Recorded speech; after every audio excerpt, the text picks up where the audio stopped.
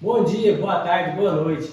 Independente do horário que você esteja assistindo, seja bem-vindo a mais um episódio do nosso podcast Café, Prosa e Saúde, do quadro Testotalk.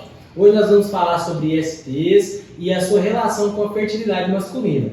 E para isso eu conto com a presença de dois ilustres convidados. Eu sou o Thiago, sou estudante de medicina aqui da Universidade de Rio Verde de Lusiânia, e o primeiro convidado também é estudante. Se apresente, pode ficar à vontade. Olá galera, eu sou o Josué, estudante do 4º período de Medicina. É um prazer estar aqui para essa discussão tão importante uma discussão sobre as ISTs, relacionando ali com a fertilidade masculina. Agora eu passo a palavra para o nosso convidado especial, professor Fabiano. Apresente-se. Olá galera, é um prazer estar aqui. Antes de tudo, agradecer pelo convite de vocês. Nós agradecemos. Sou o Dr. Fabiano, sou formado em biomedicina, tenho especialização, mestrado, doutorado, focado na área de doenças infecto-contagiosas. Então a ideia hoje é trazer um pouco da ciência, trazer um pouco da experiência, trazer um pouco do que a gente acaba vendo no dia a dia dos pacientes, focado aqui nas ISTs desse momento ali que a gente tende a ver no dia a dia dentro da clínica, ver dentro do dia a dia dos pacientes e que, querendo ou não, hoje em dia está sendo muito negligenciado essas conversas. Então, Júlio, a gente já viu que a gente está na presença de um fera, né? Um craque do assunto, e isso vai ajudar a gente a tirar dúvidas que não são só nós que somos estudantes, mas também da população, também dos adolescentes que estão entrando ali nessa fase de descobrir novas coisas e que é pouco falado muitas vezes na sua casa, e até pessoas mais velhas também. Qual que é a sua dúvida, a sua primeira dúvida de hoje, José? Professor Fabiano, eu trouxe uma pergunta aqui introdutória, né, para a gente começar falando sobre esse assunto de uma forma mais generalista. Eu gostaria que você explicasse para a gente o que caracteriza uma IST e por que alguma delas afetam diretamente a fertilidade masculina. Ótima pergunta, Josué. Para a gente começar ali, o que é uma IST? Então vamos traduzir essa sigla, né? Infecção sexualmente transmissível. Classicamente, a gente pensa assim, infecção sexualmente transmissível, eu tenho que ter o ato sexual de fato, eu tenho que ter ali um homem, uma mulher, dois homens, duas mulheres, independente. Você não necessariamente tem que ter o ato de penetração, mas sim o ato de contato. Então, se você for fazer sexo oral, dependendo, isso pode contaminar também. Por que isso pode acabar envolvendo a fertilidade masculina? Pensando naquele homem ali que tem a vontade, um desejo futuro de ser um genitor, de ser um pai. Dependendo da infecção, do tipo de infecção, se é uma bactéria, se é um fungo, se é um vírus, o que for, ela pode ocasionar ali uma perda de espermatozoide ou até mesmo um bloqueio na hora da ejaculada. Então esse homem pode ter uma taxa diminuída ali de fertilidade, então aqueles espermatozoides que antes, imaginando, ele viria potente, viria veloz, viria rápido, conseguiria de fato alcançar o óvulo secundário daquela mulher e de fato fecundar e vir a ser um pai, devido ao que ele fez em algum momento, por alguma conduta de dúvida, por falta de proteção, isso pode impactar. Então pode ter uma diminuição ali naquele sêmen, naquela qualidade do líquido seminal ali, naquela contagem de espermatozoides. Perfeito. Eu fiquei um pouco com a dúvida sobre a questão da qualidade do espermatozoide, né? O que seria, assim, uma qualidade? Quais são os conceitos que a gente traz para abordar esse tema? Certo. Bom, de acordo com a Organização Mundial de Saúde, do último documento que a gente tem atualizado desde 2024, ele traz alguns parâmetros que a gente tem que investigar na hora que a gente pensa em fertilidade masculina. Então a gente vai ver como que esse espermatozoide é, se ele tem aquela característica clássica de cabeça, corpo e cauda, se ele tem uma progressão, que a gente vai chamar de uma progressão rápida, uma progressão lenta, ou uma falta de progressão, que seria o imóvel, ou o espermatozoide acaba sendo morto, e qual a potência, ou como ele conseguiria de fato chegar naquele local. Então a gente faz um exame chamado espermograma, para poder avaliar esse poder, essa previsibilidade, se o homem seria de fato um homem fértil ou não, se ele teria uma capacidade de conseguir fecundar, ali no caso, uma mulher e se tornar o pai ali. É interessante falar também, já que a gente está falando de condições ideais, antes de falar das ISTs propriamente ditas, né?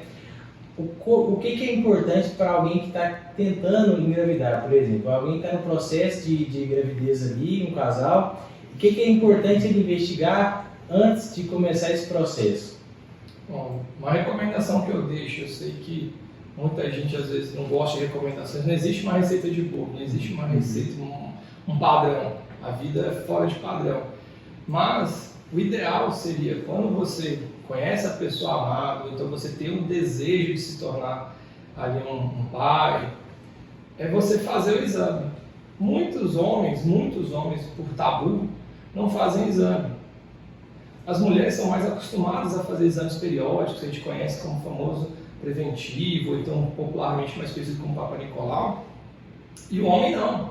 O homem não faz exame nenhum, então ele poderia fazer o exame espermograma, ou então o famoso check-up. E quando ele faz aquele check-up anual, que deveria ser pelo menos anualmente, ele poderia fazer regularmente, uma vez por ano, uma vez a cada 2, 3 anos ali, o espermograma, para avaliar a qualidade. Claro que você com 16 anos, 17 anos, às vezes não pensa nisso, você não quer ter filho naquele momento. Mas é interessante você acompanhar, porque existem várias doenças que são silenciosas, que se você não sabe como você estava, você não sabe aonde errou ou como você estará lá na frente. Se você não tomar cuidado antes, talvez quando você decidir ser pai, você não vai conseguir atingir esse objetivo por alguma conduta, não necessariamente por uma herança ali de nascimento, que você teve alguma disfunção, não, mas sim por erro de conduta ali. Então a recomendação é, se você tem interesse ou vontade de ser pai, faça exames preventivos, faça exames rotineiros ali, pelo menos um check-up anual, e sempre acompanha, tenta fazer espermograma para ver se você ainda está com a possibilidade de ser pai ou não. Perfeito. Já puxando um pouco o gancho do que você trouxe para a gente sobre essa questão do prejuízo, né, que essa pessoa tem de ter uma IST e prejudicar o seu sistema reprodutor, como é que esse homem ele vai perceber esse sinal clínico de forma a perceber que ele está atrapalhando o seu sistema reprodutor? Certo. Dependendo de algumas doenças, a gente pode ter alguns sinais, como você colocou. Então, esse homem pode começar a sentir uma leve ardência ao urinar, ele vai fazer xixi, ele sente aquela dorzinha, fica incomodado, ele, nossa, que coisa estranha. Ou então ele começa a sentir um pouco de dor, mais na bolsa escrotal, então no testículo ele sente uma leve dor. Não é uma dor que te faz cair no chão, não é uma dor que te faz rolar, chorar e tudo mais, mas é um incômodo, é um desconforto. Às vezes você tem um padrão de fazer xixi, né, o que a gente chama de padrão miccional, que você vai no banheiro 2, 3, 4 vezes ao dia. E com o passar do tempo você começa a ir 5, 6, 7, 8, 9 vezes. E não quer dizer que você começou a tomar mais água, e sim que alguma coisa no seu corpo está alterando e não necessariamente está doendo. Mas é um tipo de alteração que te sinaliza isso. Que é interessante você investigar e principalmente refletir as suas ações e condutas do que tu já fez ou o que anda fazendo. Excelente. Doutor, eu queria também aproveitar, já que nós estamos falando, você começou falando um pouco sobre a dificuldade que certos homens têm de procurar a conduta, né, o diagnóstico precoce e às vezes não o diagnóstico patológico, mas às vezes acompanhar como é que está aquela saúde reprodutiva, né?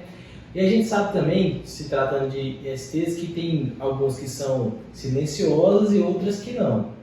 E hoje nós temos que listar, nós podemos listar através de dados, estudos, né? O senhor pode falar com muito mais propriedade quais que são as principais hoje relacionadas à infertilidade. Porque tem famosas, né? Tem ISTs já muito famosas, que muita gente ouve falar, às vezes não compreende muito bem, mas ouviu falar, e tem aquelas que realmente são prejudiciais e mais prejudiciais, né? Elas estão interligadas ou é possível separar? Então, existem justamente as silenciosas e as que a gente fala que não seriam silenciosas porque ela gera uma sintomatologia, gera uma dor, alguma alteração mais evidente. Então, dependendo da patologia, exemplos aí clássicos como gonorreia, como clamídia, como HPV, são doenças que vão, assim, pode ocasionar, de fato, né, uma alteração de contagem espermática, né, uma deformidade ali no espermatozoide, da qualidade espermatozóica, ele não vai conseguir atingir o alvo, que é de fato fecundar a mulher. Mas existem outras doenças que às vezes a gente pensa, o paciente, né, a gente chega lá, vai avaliar, fala que tem herpes, e herpes ali, não, ele tem medo de passar e tudo. Normalmente já é uma doença que não tem muita comprovação. Então você fica ali mais em cima do muro que não tem tanta alteração. Pensando em não silenciosa, a clássica que a gente tem que é não silenciosa é a gonorreia, que é muito comum, muito evidente no sexo masculino. Então é um homem que quando ele sente essa dor, ele tem uma presença do corrimento matinal ali, que fica parecendo um leve ejaculado, um microejaculado, que quando ele acorda, ele vê uma sujeira ali na cueca. É um corrimento diário? É um corrimento contínuo. Durante ao longo do dia ele vai perceber, só que à noite, né, ao acordar, na verdade, ele como concentra, ele acorda, ele vê ali na cueca, no pijama, no lençol, ele pensa que ele teve uma microejaculação noturna. Não é um ejaculado completo, mas ele pensa, às vezes eu tive um sonho maravilhoso, e aí saiu alguma coisa. Mas, na verdade, é o corpo dele lutando contra o processo inflamatório e está empurrando aquela bactéria para fora. E o problema que a gente tem no dia a dia desse tipo de paciente é que ele tem que procurar o médico. Mas vem cá, vocês, meus dois bons, nobres homens aqui, que homem que quer ir no médico mostrar o seu amigo mais ruim, ele num ambiente mais pragmático, você não está no seu potencial total. E agora? Você não está confortável, né? Você não quer mostrar naquele momento, daquele jeito, será que eu tenho que ir no médico mesmo? Se a médica for uma médica, como é que ela vai ver isso? O médico, né, o profissional, ele não está lá para julgar você. Tem muito esse tabu, né? É importante. Tem muito tabu. Então o homem normalmente ele não procura ajuda. E é o pior dos caminhos. A falta de buscar assistência é onde isso pode desenvolver ou piorar, agravar essa patologia. E então o senhor consideraria a gonorreia pior delas? Assim, não a pior, vai falar assim, a mais comum de estar relacionada à fertilidade. É a mais comum no dia a dia, principalmente pensando em sintomatologia. Aqui o homem sente a dor, ele vê acontecer alguma coisa e ainda assim ele não procura ajuda. Ainda assim ele não vai atrás do clínico. Esse é o pior problema. E, Fabiano, a gente sabe que muito se discute sobre o HPV na mulher, né? E como esse vírus do HPV ele poderia atrapalhar ali essa reprodutividade masculina? Certo. Isso é excelente, porque HPV todo mundo associa sempre a menina, a gente sabe que existe uma vacina para HPV, mas homem tem que tomar isso? Será que eu não preciso tomar vacina de HPV? Eu não sou mulher, por que eu vou tomar vacina de HPV?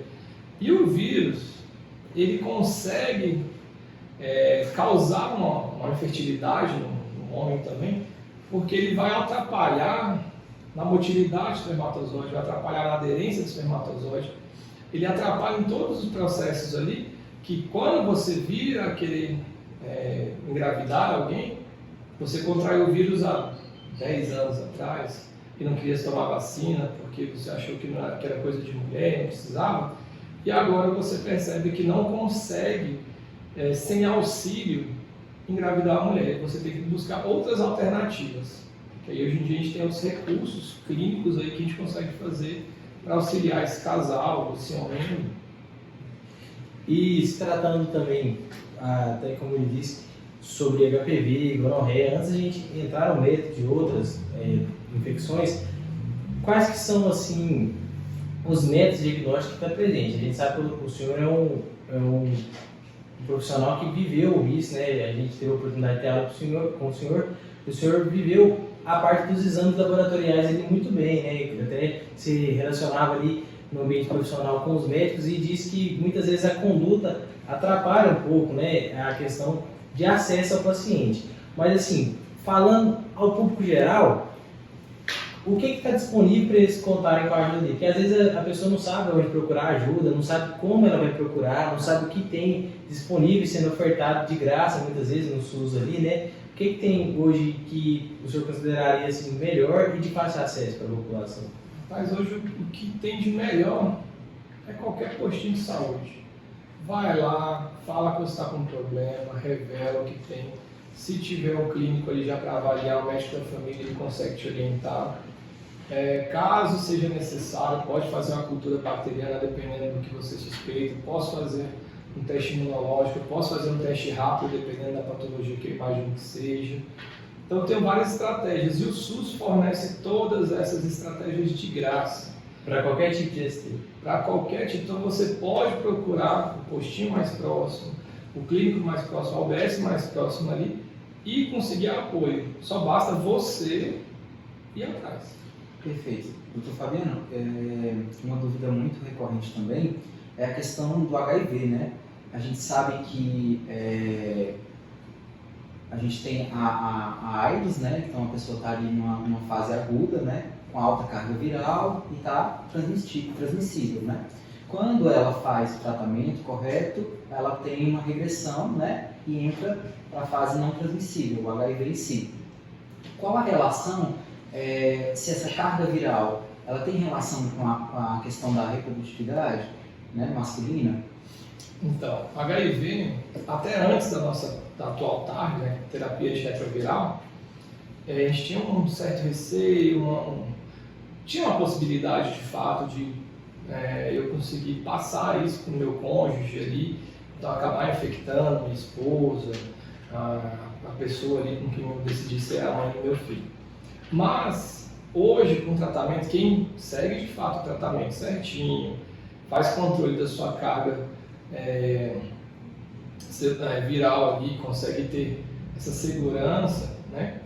Você visualiza que não tem risco de transmissão pelo ato sexual, pensando sem preservativo, porque meu foco nesse momento é fecundação.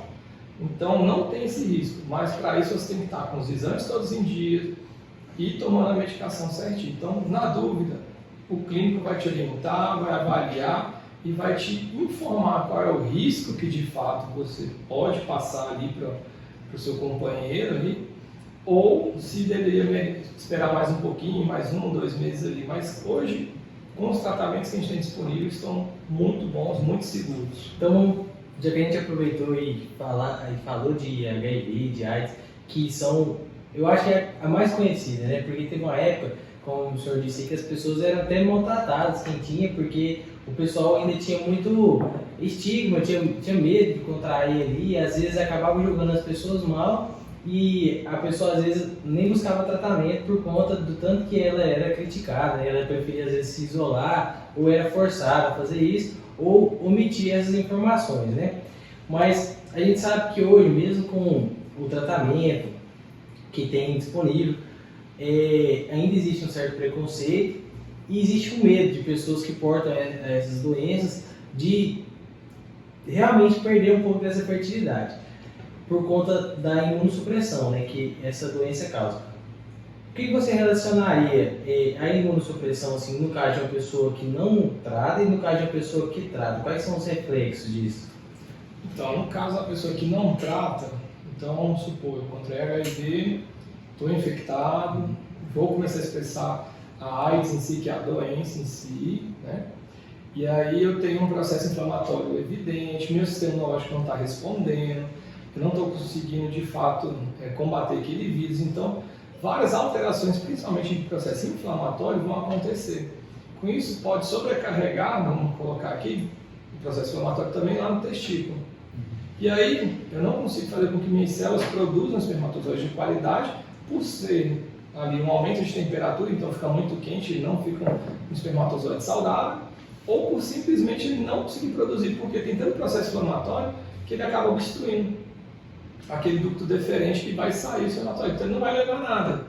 Eu vou ficar com o que a gente chama de azospermia, que é um ejaculado vazio. Passa a ser físico, né? Passa a ser algo visível. Já fica algo mais visível.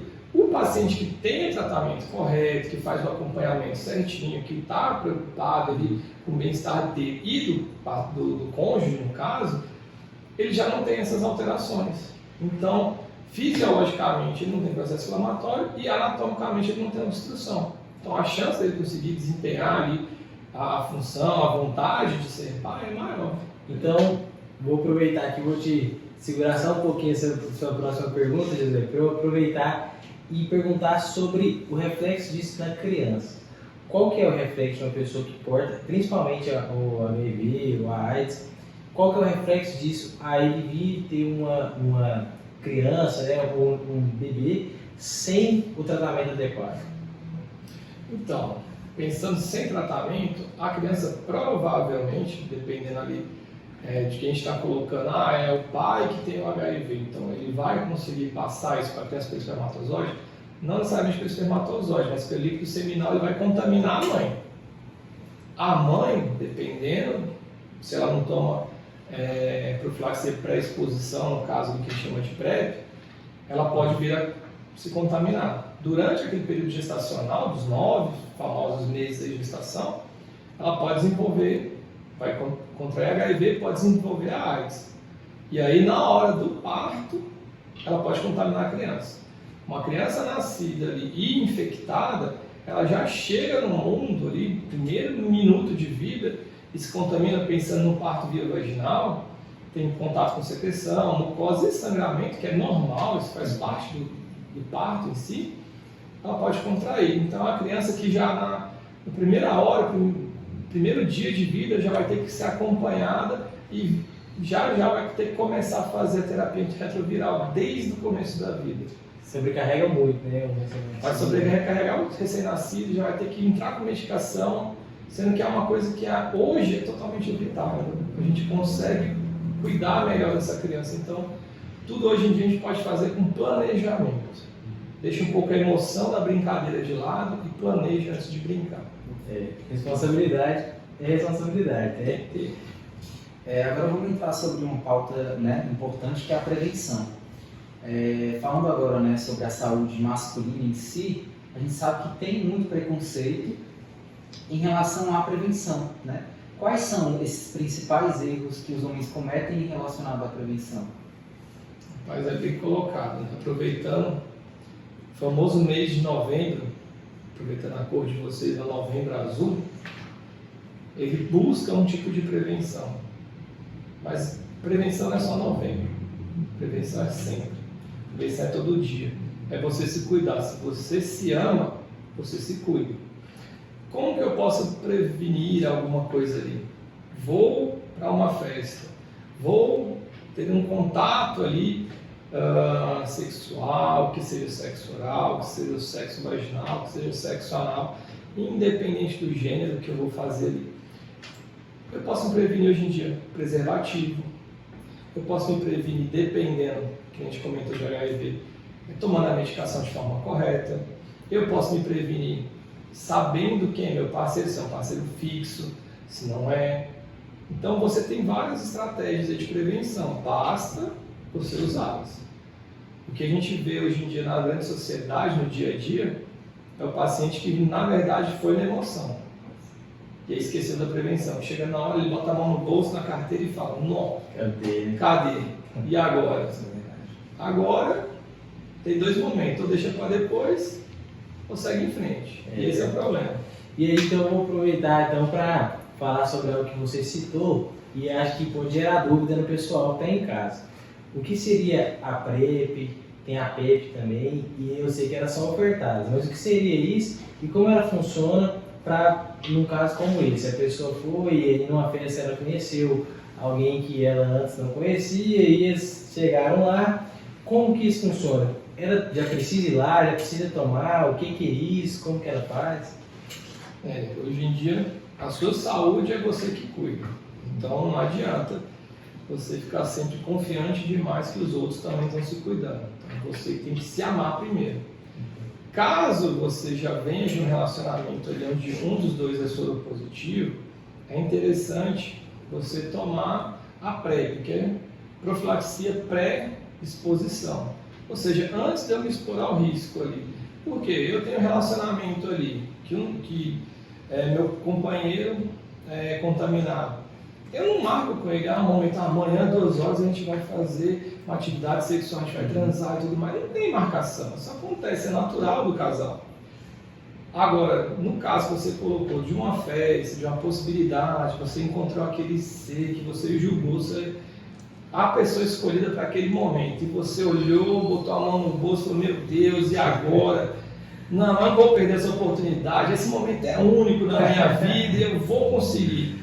E aí você inventa dessa história, porque você olha por fora, bela viola, né? Tá linda, maravilhosa, aquele ser mitório, você fala, nossa, agora eu vou chegar no céu. Aí depois você vê que não é isso tudo, então você fica preocupado, e agora? O que eu faço? Aí você tem a estratégia da profilaxia pós-exposição. Você tem que tomar em até 3 dias depois, de preferência o mais rápido possível. Então quer dizer, então você está liberando. Posso transar sem camisinha todo dia, eu posso ficar usando isso aí. Eu transei 2, 3 vezes na noite, eu posso tomar o quê? 3 doses logo para ficar potente. Pode Não ficar pode. de pirona sem receita. Não, Né? não pode, vai tomar essas coisas não. Isso ali é para casos extremos. Como se fosse pensando na mulher em si, a famosa pílula do dia seguinte, é a mesma brincadeira para o homem, mas ele não fica tomando isso desregrado. Então, precisou, tem recursos para te proteger. Claro que você não vai usar isso assim como libertinagem, mas a gente consegue. Na dúvida, se você tem dúvida se toma ou não toma, o que fazer, procura o médico. O médico é o melhor profissional para te instruir sobre isso. Então, de qualquer forma, a melhor forma de prevenção é a camisinha, né? O sexo protegido, né? Tanto para o homem quanto para a mulher, né? Camisinha, sempre preservar ali, independente se é sexo oral, camisinha, se for sexo anal, preservativo também, e o clássico sexo vaginal, As preservativo pessoas têm também. essa dúvida, né? Do sexo oral. Eu estou tendo contato ali ou não com o material genético daquela outra pessoa, né? Então, se tiver alguma ferida, pode ter contato, contaminação? Com certeza. Pelo ato sexo oral, supondo, vai que você estava escovando os dentes, sangrou a gengiva. E aí, em seguida, você vai fazer sexo oral, pode ter algum microcorte que você não está vendo, não está sangrando. Mas pelo ato do momento, pode dar microlesões. Essas microlesões podem ter sangramento pode entrar em contato. Se você fizer sexo oral e ainda tiver, supondo que o homem esteja contaminado, e esse homem tiver o ejaculado interno, aquele líquido seminal está ali, e sua boca está com algum ferimento, você tem contato. Nossa, eu posso pegar então pelo sexo oral? Pode. Então, na dúvida, preservativo também. E como você disse, o preservativo é o melhor porque não sujeita a pessoa, né, a tratamentos que são desnecessários se você usar ele, né? A melhor forma de evitar, literalmente, é a prevenção. Perfeito. Que mensagem o senhor deixaria aqui, né, de apoio a essas pessoas, né? De Como se educação fosse um sexual, apelo para os homens que estão ligados. Rapaz, primeira coisa, vá procurar sempre ajuda. Nunca pensa que é só você, que ninguém nunca viu isso. Diariamente aparece isso para nós. Como profissionais de saúde, a gente não está lá para julgar, a gente está lá para te ajudar. Na verdade. O mundo não vai acabar, né? O mundo não vai acabar, o seu ente querido ali, o seu outro eu, tem recuperação, ele vai voltar a ser aquele homem vigoroso que você sempre foi.